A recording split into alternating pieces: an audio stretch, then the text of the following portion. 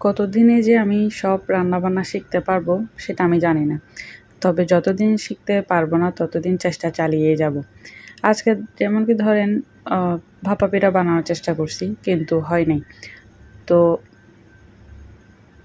আবার জিনিসটা ফেলে দিতেও ইচ্ছা করতেছে না। যে খামিটা করছি ওইটা আবার ফেলে দিতেও ইচ্ছা করতেছে না। সেজন্য এক ঢিলে ৩ পাখি মারার চেষ্টা করলাম আরকি। আমি যদি আগে কখনো গণিত একবার ভুল হলে সেটাতে আমি আর মাথা মানে দ্বিতীয়বার দিতাম না। কারণ সময়টা লস্ট হবে ওই চিন্তা করে। আবার নতুন করে করতাম। তো যাই হোক ভাপা পিঠা আর গণিতের দিকে আর না গেলাম, পড়াশোনার দিকে। এবার আসেন ধাপে, ধাপে একটা, একটা বলি। ৩ কাপ চালের গুঁড়া নিয়ে নিলাম।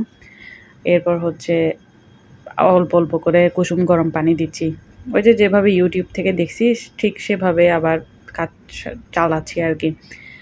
মা আগে বানাতো। তখন তো ধরেন ছোট ছিলাম, কখনো দেখা হয় নাই ওভাবে। আর পড়াশোনার সময় আমার আম্মু সবসময় বলতো, "আগে পড়াশোনা করো, পড়াশোনা করো।"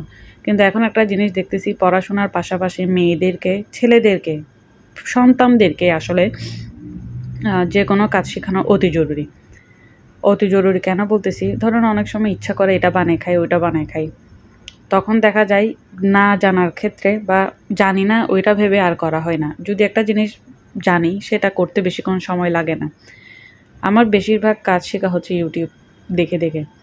চেষ্টা করেই যাচ্ছি, চেষ্টা চালায়েই যাচ্ছি। তবে কখন যে সফলতা অর্জন করব আমি নিজেও জানি না। তো এদিকে চালের গুঁড়া একটু করে অল্প, অল্প পানি দিয়ে মেখে এরপর আবার কি করলাম একটু হাতা দিয়ে ভালো করে ছেঁকে নিলাম। এটা করা নাকি অতি জরুরি। তো অতি জরুরি যেহেতু সেটা করলাম। কিন্তু করার পর সকালে উঠে আবার কি করলাম, এটা তো রাতের করে ফেলছি। নারকেল-টারকেলও কুড়ায় ফেলছি। এরপর সকালে উঠে কি করলাম, সকাল, সকাল দেরি না হওয়ার জন্য মূলত রাতে এই জিনিসটা করা। এরপর একটা করে সবকিছু দিয়ে দিচ্ছি। আবার আপনারা জিজ্ঞেস করেন না আমার এই জিনিসগুলো এত ছোট কেন? এগুলো হচ্ছে আসলে তালের।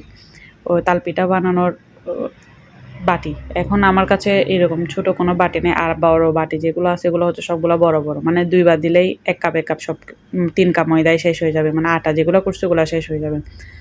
চুলাতে দিয়ে দিলাম। আবার মাথায় আসতে পারে কোনো গুড় দিই নাই, নারকেল দিই নাই। এগুলা হচ্ছে প্রথমত আমার শাশুড়ির জন্য করছি। আমি যদি হয় তাহলে উনাকে দিব। কিন্তু নামানোর পর আমি যে ধাক্কাটা খাইলাম, এই ধাক্কা আসলে কি বলবো? মেনে নেওয়ার মতো না।